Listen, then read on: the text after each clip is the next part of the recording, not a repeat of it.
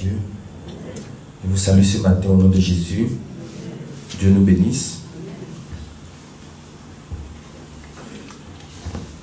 Nous sommes toujours dans la présence de Dieu pour que Dieu nous fortifie, pour que Dieu nous donne sa grâce davantage. Parce que la vie, c'est un combat. Alléluia. La vie sans Dieu, c'est déjà un combat. Voilà, la vie de façon naturelle, c'est un combat. Parce que quand Dieu est descendu dans le jardin, après la désobéissance d'Adam et Ève, il a dit à Adam, tu vas manger à la sueur de ton front.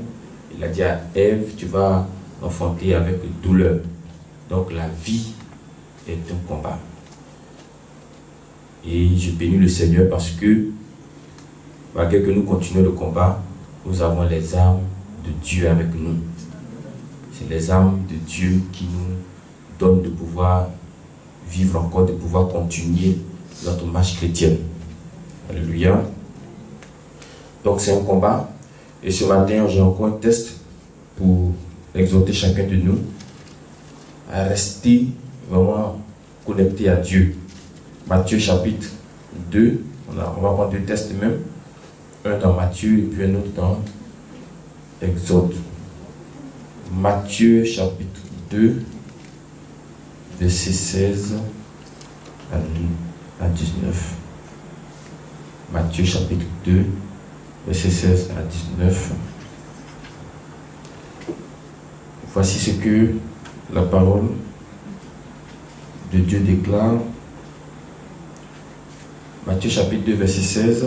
Alors Hérode, voyant qu'il avait été joué par les mages, se mit dans une grande colère et il envoya tuer tous les enfants de 2 ans et au-dessous qui étaient à Bethléem et dans tout son territoire, selon la date dont il s'était soigneusement enquis auprès des mages. Alors s'accomplit ce qui avait été annoncé par Jérémie le prophète. On a entendu des cris à Rama, des pleurs et des lamentations. Rachel pleure ses enfants et n'a pas voulu être consolée parce qu'ils ne sont plus. Verset 19. Quand Hérode fut mort, voici un ange du Seigneur apparut en songe à Joseph et en Égypte et dit, lève-toi, prends le petit enfant et sa mère et va dans le pays d'Israël, car ceux qui en voulaient à la vie du petit enfant sont morts. Nous prenons maintenant Exode 1. Nous allons lire le verset 15. Exode 1, verset 15.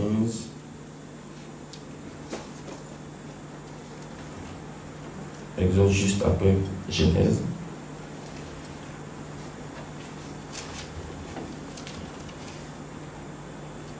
Alors c'est ce que la Bible dit.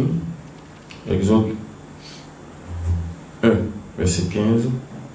Le roi d'Égypte parla aussi aux sages-femmes des Hébreux, nommées l'une Saphira et l'autre Pua. Il leur dit, quand vous accoucherez les femmes des Hébreux, et que vous les verrez sur les sièges, si c'est un garçon, faites-le mourir. Si c'est une fille, laissez-la vivre. Mais les sages-femmes craignirent Dieu et ne firent point ce que leur avait dit le roi d'Égypte. Alors, elles laissaient vivre les enfants. Le roi d'Égypte appela les sages-femmes et leur dit, pourquoi avez-vous agi ainsi? Alléluia. Allons-y au verset 22. Alors Pharaon donna cet ordre à tout son peuple. Vous jetterez dans le fleuve tout garçon qui naîtra, et vous laisserez vivre toutes les filles. Dieu nous bénisse. Souvent les filles, elles ont chance quand même. Hein? Amen. Et je vous assure, souvent dans certains domaines, on donne plus la place à la femme qu'à l'homme. Toi, tu es l'homme, tu vas chez travail, on te regarde, on dit, il faut réveiller demain. Mais quand c'est femme, une fois qu'elle a bien placé son crayon, on lui donne travail à sa place. Alléluia. Tu vas payer ta facture, c'est une SODC. Tu es là depuis 8 heures, il est 11 heures. Mais une femme avait à peine d'arriver. On dit, madame, pouvez-vous vous asseoir? Alors que toi, tu es là, tu arrêtes, tu es vieux, tu arrêtes. Et voici encore ici. Donc ça veut dire que ça a commencé, mais depuis Exode. On tue tous les garçons. Donc je vous explique rapidement l'histoire. D'un côté, nous avons Jésus. De notre côté, nous avons Moïse. Et ces deux-là, dès qu'ils sont nés, on cherche à les tuer automatiquement. Alléluia. Je ne sais pas si ça vous est déjà arrivé, à votre naissance, vous avez vécu des secousses. Ce n'était pas sûr même que vous allez rester en vie. Ce n'était pas sûr. Tu étais peut-être secoué par la maladie. Ta famille était secouée par les épreuves. Tu étais en danger. Mais tu es resté vivant jusqu'à aujourd'hui. Il faut bénir Dieu pour cela. Alléluia. Donc Jésus et Moïse, sincèrement, je ne sais pas qu'est-ce qu'ils ont fait.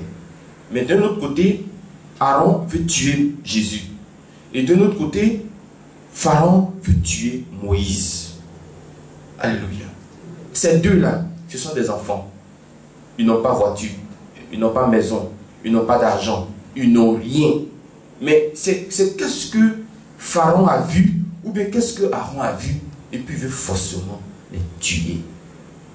Souvent, quand on te dit que tu as une grande destinée, quand on te dit que tu as un grand avenir, tu regardes autour de toi, tu ne vois rien. Tu regardes ta vie, tu ne vois rien. Mais tu dis, grande destinée là, c'est où? Grand avenir là, c'est où? Ennemi, vois ce que Dieu voit. Alléluia.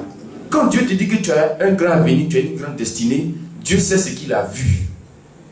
Donc, ennemi aussi qui a les yeux spirituels, sans que toi, tu ne sois dans les conditions même de grand avenir ou bien de grande destinée, lui, il sait déjà. Donc, même si Jésus n'a pas de maison, il n'a pas de voiture, il n'a rien, même s'il a 2 ans ou bien il a à peine 1 an et demi, l'ennemi sait ce que Jésus va devenir demain. Il sait que Jésus a une grande destinée. Il sait que Moïse a un grand avenir. Donc, qu'est-ce qu'il va faire? On va chercher à les tuer. On va chercher à les éliminer. Mais est-ce que Pharaon va réussir? Non. Est-ce que Aaron va réussir? Non. Hérode n'a pas réussi non plus. Amen. Donc ce matin, je suis venu te dire d'abord une chose. Quels que soient les problèmes dans lesquels tu es aujourd'hui, il faut regarder demain. L'ennemi regarde déjà demain. C'est pourquoi il vous a donné tous ces problèmes que vous avez. Il regarde déjà demain. Il voit déjà votre demain. C'est la cause pour laquelle la Bible dit ne marchons pas par la vue, mais marchons par la foi. Par la vue, tu vas regarder ta situation d'aujourd'hui. Par la vue, tu vas regarder tout ce qui est en train de se passer en ce moment sur toi. Mais par la foi, tu vois déjà demain. C'est par la foi que Abraham a cru en la promesse de Dieu et il est devenu ce qu'il est devenu pour qu'on puisse le nommer le père de la foi. Sinon, si c'est avec les yeux là, Abraham voit qu'il est vieux. Si c'est avec les yeux, il voit aussi que sa femme est vieille. Donc, c'est où il y a grande destinée là. C'est où il y a grand avenir. Je suis malade, Dieu me dit grand avenir. On m'a chassé du travail, Dieu me dit grand avenir. Qu'est-ce que ça veut dire tout ça? Souvent, quand tu viens voir l'homme de Dieu, et puis ne dis pas avec toi, il te dit simplement prends ta joie. Tu dis, mais où est joie là? Et pourtant, ici, nous on voit demain. Gloire à Dieu. Parce qu'on sait en qui nous avons cru. On sait celui qui nous a appelés. On sait celui qu'on a vu. Alléluia. C'est ça le sens de prendre ta joie.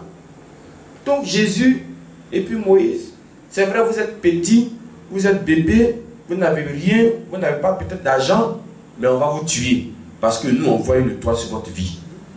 Mais je bénis le Seigneur parce que malgré ces épreuves-là, Pharaon n'a pas réussi, Hérode aussi n'a pas réussi.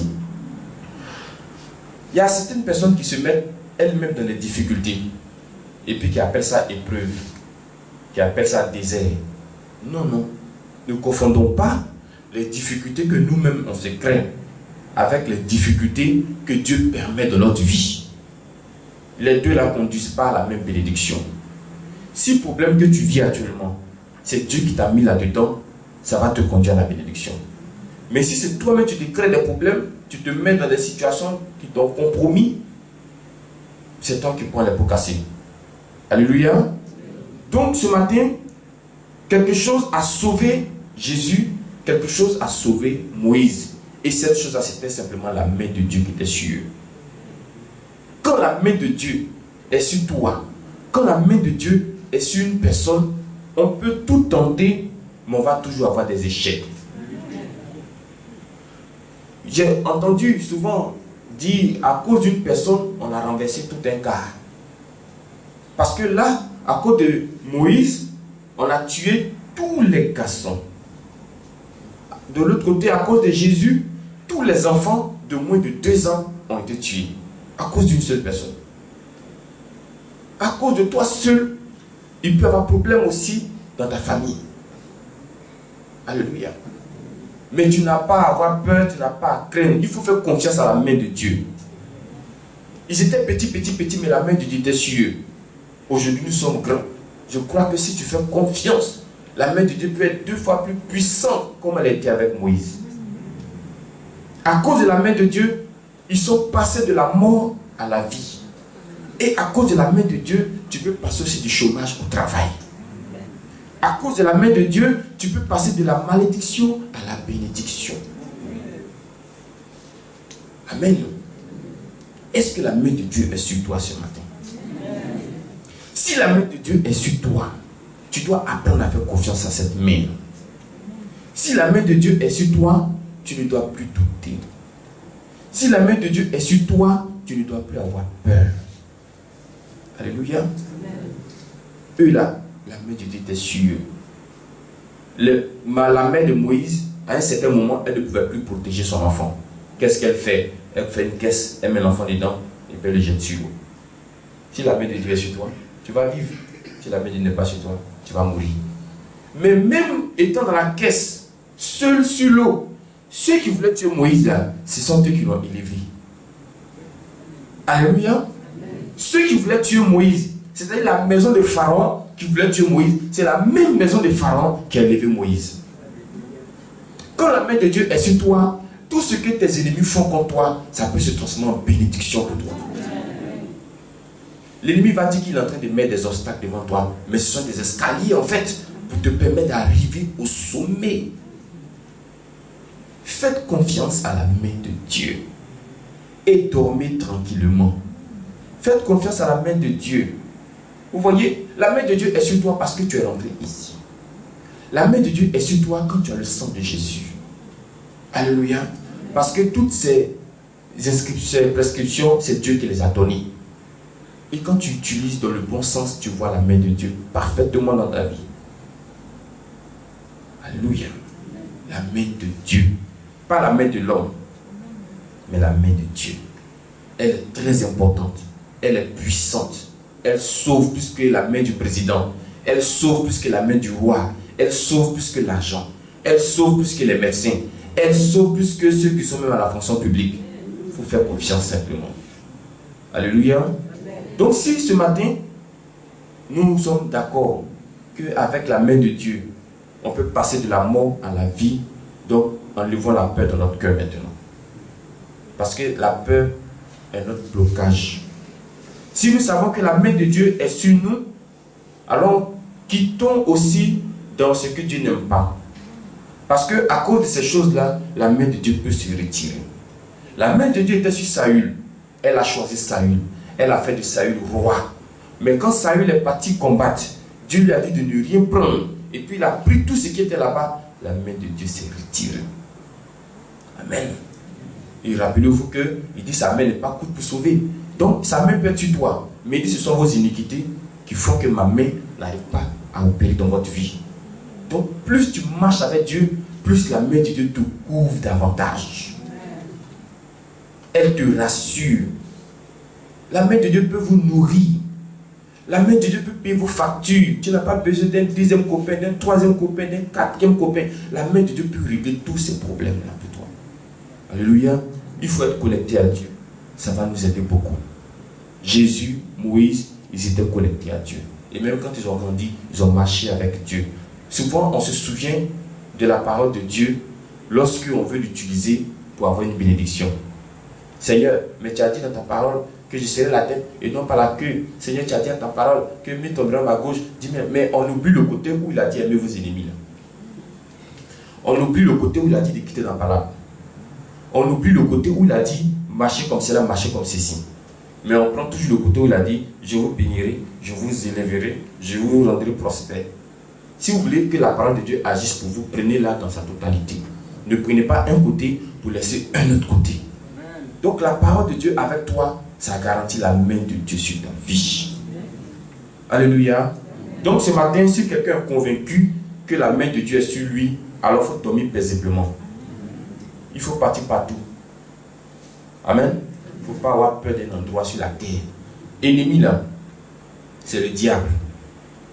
Le diable, il a ses agents partout. Le diable n'a pas la capacité comme Dieu d'être partout à la fois. C'est Dieu seul qui peut être partout à la fois. Mais le diable, sa capacité, c'est que dans tous les secteurs, tous les domaines, il a au moins un agent. Quand je dis les agents, je parle des démons. Hein. Je parle des esprits méchants. C'est de ceux-là que je parle. Nos frères, nos soeurs, tous ces sont des pions. Mais je parle des esprits méchants, des dominations, des principautés. Quand tu prends Ephésiens 6, tous les noms sont cités là-bas. Ils sont dans des activités, dans des familles, dans des foyers. Ils sont partout et ils font des points au diable à la seconde. Amen. Mais quand même, il ne faut pas avoir peur. Parce que celui qui est avec toi est plus grand que celui qui est de l'autre côté. Celui qu'on appelle diable là, il était l'ange de lumière. Il était dans le royaume de Dieu avant. Donc Dieu le connaît parfaitement. Dieu sait comment le maîtriser. C'est parce que eux là, leur temps n'est pas encore venu. C'est pourquoi Dieu les régale. Aujourd'hui là, aucune prière ne peut tuer un démon. Tu peux faire prier, Seigneur, je tue ce démon. Ça ne va pas prendre. Alléluia. Pas parce que Dieu ne t'entend pas, mais parce que ce n'est pas le moment. Quand le moment va venir là, Satan, aux démons, aux principautés, il va les engloutir dans le feu. Alléluia. Mais nous, pendant que nous sommes sur la terre, faisons confiance à la main de Dieu. Et puis évoluer avec la main de Dieu. Fais confiance. Amen. Pour ceux qui rentrent la première fois ici, quand vous allez entrer en contact avec tous les éléments, la main de Dieu sera sur vous. Faites confiance. Sang de Jésus, fais confiance. Tu peux dormir, te réveiller, aller, revenir, Dieu avec toi. Pourvu que toi aussi tu sois avec lui. Donc que Dieu nous bénisse. Voilà, ce matin c'était le thème la main de Dieu, tout simplement. Et vous avez vu ce que la main de Dieu a fait pour Moïse, ce qu'elle a fait pour Jésus. Elle a aussi fait pour Joseph, pour Daniel, pour David, pour tous ces hommes-là. La main de Dieu a fait quelque chose. Et la main de Dieu peut aussi faire pour nous ce matin. Donc faisons simplement confiance et que Dieu nous bénisse au nom de Jésus.